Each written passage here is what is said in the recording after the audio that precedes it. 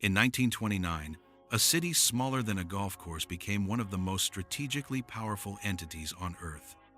No army, no elections, no conventional economy. Yet within decades, this city would influence wars, currencies, intelligence agencies, and the political alignment of entire continents. The event that made this possible lasted less than 4 hours. It involved 3 signatures, a sealed room, and a payment smaller than the budget of a modern tech startup.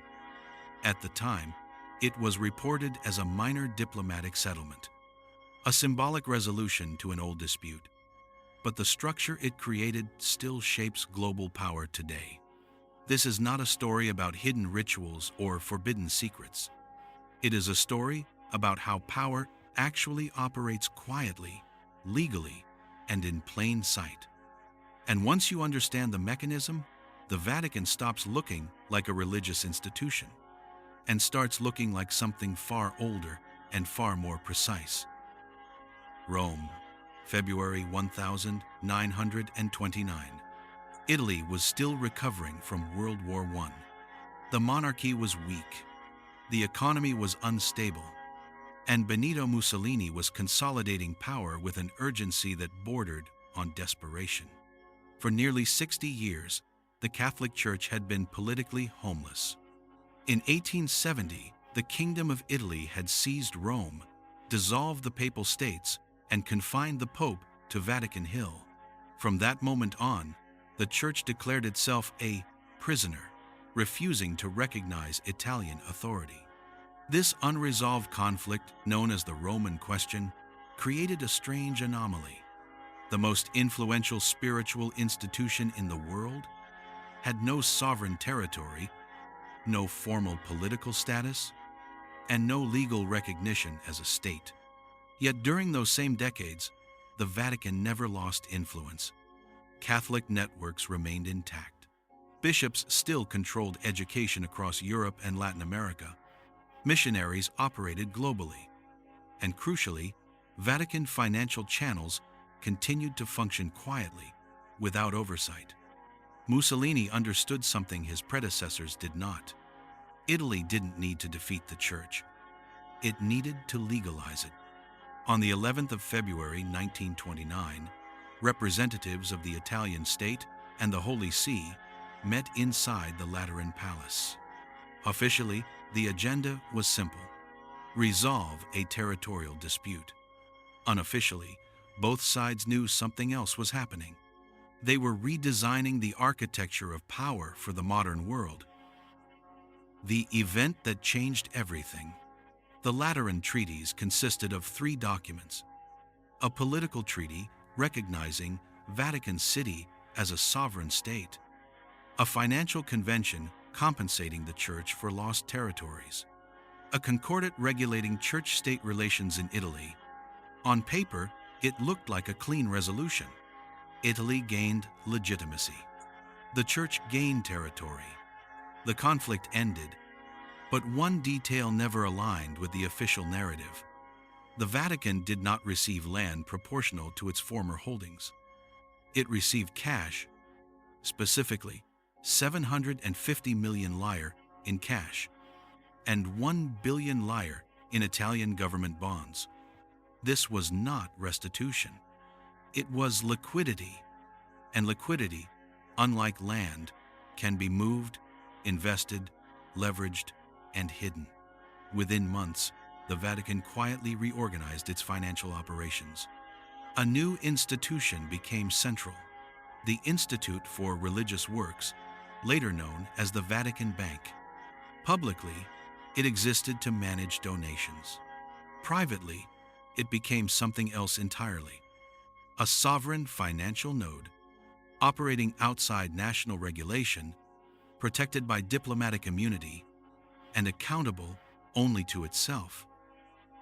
The detail that didn't fit: in the 1,930 seconds and 1,940 seconds, while Europe burned, Vatican finances grew. Not dramatically, not visibly, but consistently. Neutrality allowed the Vatican to move capital where others could not. Church networks spanned both Axis and Allied territories. Clergy traveled freely. Accounts crossed borders untouched. After World War II, another anomaly appeared. Despite massive destruction across Europe, the Vatican emerged financially intact. More than that, it emerged strategically positioned. While nations rebuilt infrastructure, the Church invested in influence. Banks, real estate, media holdings, educational institutions. By the 1962, the Vatican was no longer just a spiritual authority. It was a transnational actor. The decision that explains the discrepancy. The key decision was not theological. It was structural. The Vatican chose to separate visibility from power. Political states rely on visibility.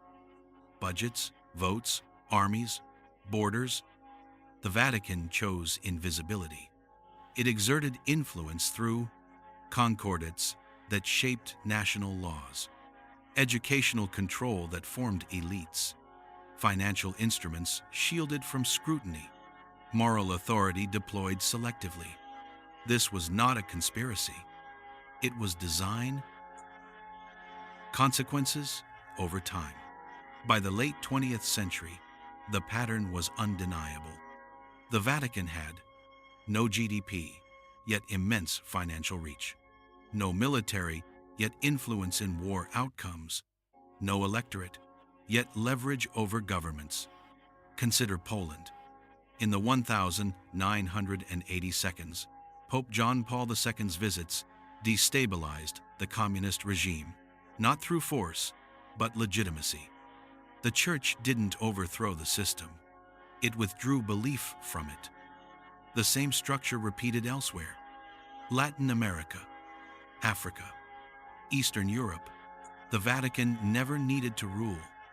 It only needed to shape the conditions under which others ruled. The moment when everything became inevitable did not occur in a cathedral. It occurred in spreadsheets. In the 1970 and 1980, Vatican-linked financial institutions became entangled with global banking systems, often in opaque ways. The most infamous case involved Banco Ambrosiano. Officially, it was a private Italian bank. In practice, it functioned as a Vatican-adjacent financial conduit. When Banco Ambrosiano collapsed in 1982, billions had vanished. The chairman was found dead beneath Blackfriars Bridge in London. The Vatican denied responsibility legally, correctly, morally, ambiguously. What mattered was not the scandal itself. What mattered was the realization that followed. The Vatican was too embedded to fail, too sovereign to prosecute, and too symbolic to confront directly. From that moment on, the rules were clear. The Vatican was no longer just participating in global systems. It was insulated from their consequences. The mistake most people make is assuming power hides. It doesn't. Power standardizes. The Vatican never concealed its influence. It normalized it. Treaties were public. Institutions were legal. Finances were obscure, but permitted. Nothing was secret. It was simply interpreted incorrectly. The Vatican is not a shadow government. It is a meta-institution. It does not compete with states. It outlives them. States think in election cycles. Corporations think in quarters. The Vatican thinks in centuries. Once you see this, history reorganizes itself. Wars look different. Alliances make sense. Silences become visible. The question was never, what is the Vatican hiding?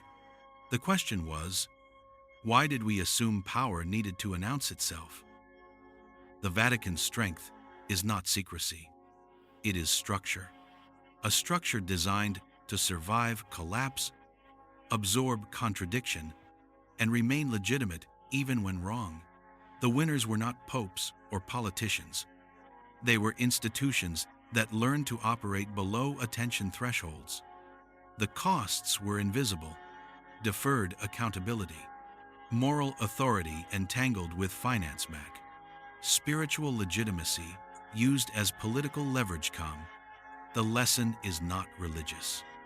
It is strategic. Power that endures does not dominate.